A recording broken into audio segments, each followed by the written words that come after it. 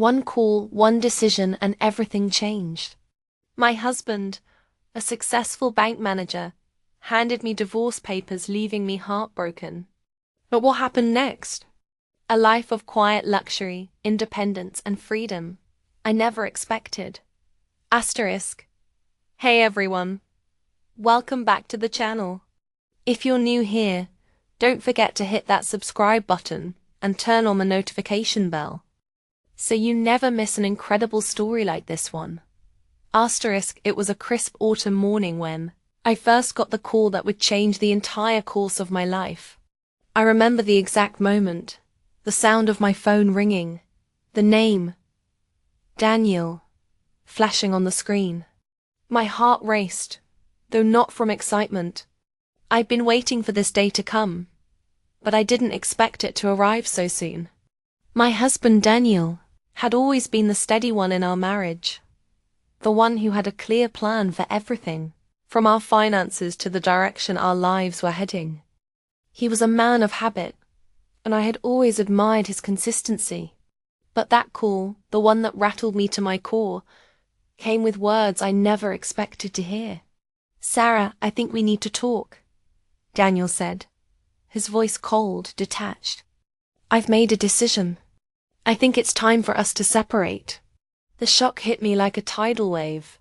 I wasn't angry or upset at first, just numb. How had we gotten here? It wasn't like we were fighting constantly.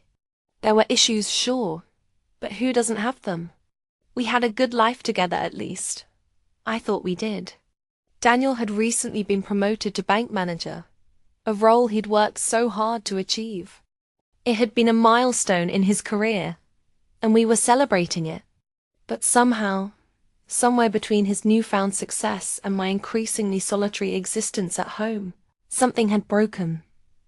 The days that followed that call were a blur. It wasn't until the divorce papers arrived in the mail that the full weight of what was happening really sank in. I stared at the envelope, my hands trembling. Divorce. The word felt so foreign, yet it was my reality now. We had been married for almost a decade, and in that time I had built my life around him, our future, our shared dreams. But now, everything was falling apart. I can still remember the night Daniel came home to pack his things. He didn't say much.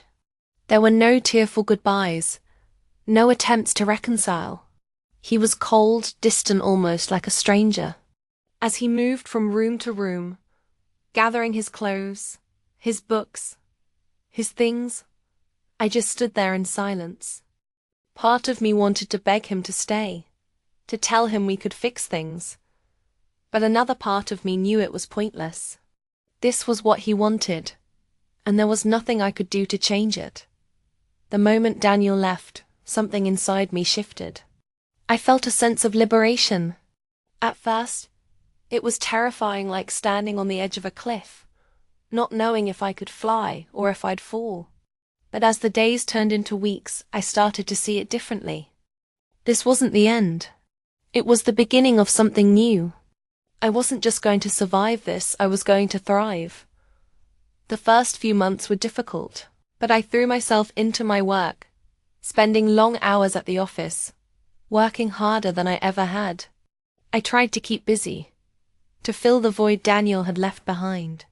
But it was hard to escape the constant reminders of him, our favorite restaurant, the places we had traveled to together, the pictures on the walls. I started slowly, step by step, removing the things that reminded me of him. I didn't want to forget him, but I needed to let go. I focused on myself for the first time in years. I started exercising regularly, joined a yoga class, and even hired a personal trainer. My body began to change, and with it my mind. I felt stronger, more confident. I'd forgotten what it was like to have time for myself, to focus on my own needs and desires. For the first time in years, I wasn't just someone's wife. I was Sarah, an individual with her own ambitions, her own future. Then came the phone call that changed everything. It was from a real estate agent I had met a few months earlier. We had discussed buying a property, a beautiful, quiet villa on the outskirts of the city, but I hadn't given it much thought. The idea of owning such a lavish place felt so far removed from my reality, especially after the divorce.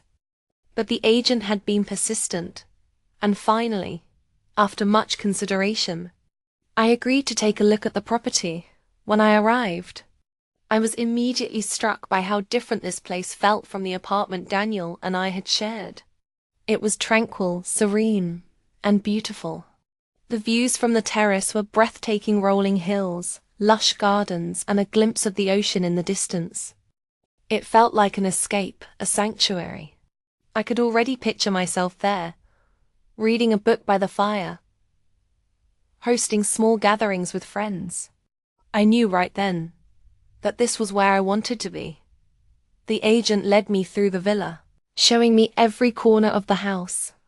There was a grand living room with floor-to-ceiling windows, a gourmet kitchen, and spacious bedrooms with en-suite bathrooms.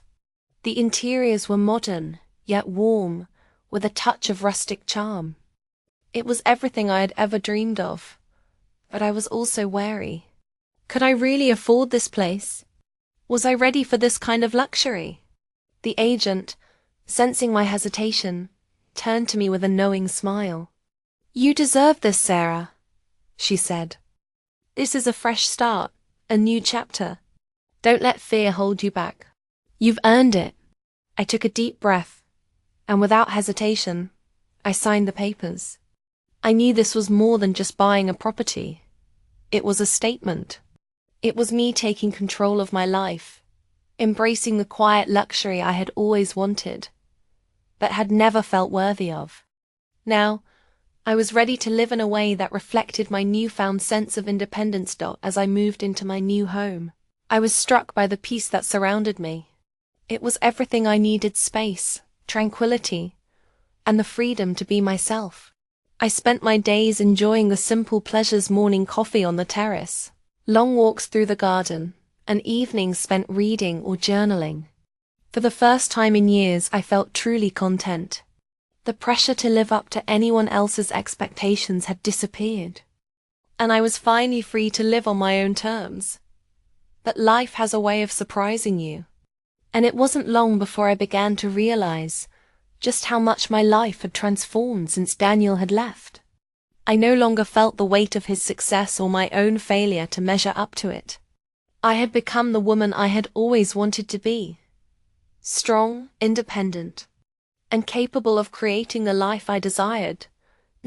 It wasn't long before I found myself surrounded by new friends, people who appreciated me for who I was, not for my relationship status or my past.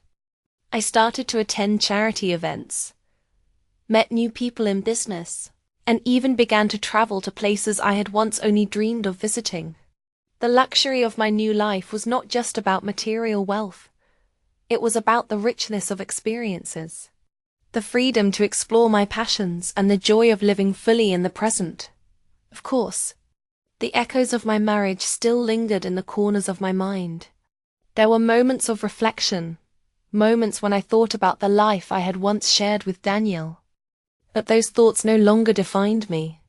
The woman I had become was no longer the woman who had been defined by her husband's success, nor the woman who had felt inadequate next to him.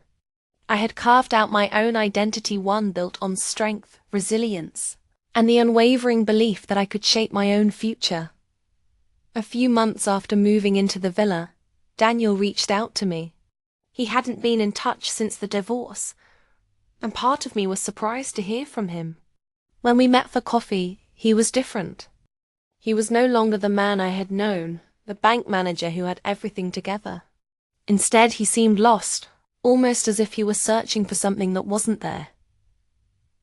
"I've been thinking a lot about what happened," he said, staring into his coffee cup. "I know I made a mistake. I was so focused on my career that I neglected everything else. And I pushed you away." I listened quietly, but my heart no longer ached with the longing to fix what had been broken. I had moved on, found a new rhythm in life that didn't depend on his approval or presence. I nodded politely, but deep down, I knew I was no longer the person I used to be. I had found something far more valuable than any man's validation. I had found my own worth. You seem happy, Daniel said, looking at me with a mix of admiration and regret. I am, I replied with a soft smile. I'm living the life I've always wanted, Daniel. And I'm doing it on my own terms. He didn't say anything more. And that was enough. As the months passed, I continued to live my quiet luxury life surrounded by peace, beauty, and a sense of fulfillment that I had never experienced before. I had learned that life doesn't always go according to plan, but that doesn't mean it can't be beautiful. Sometimes it takes losing everything to find yourself, and in that loss, you can discover a strength and joy that you never knew you had. My life was no longer defined by my marriage, or by the man who had once been the center of it. It was defined by me, and that was the quiet luxury I had been searching for all along.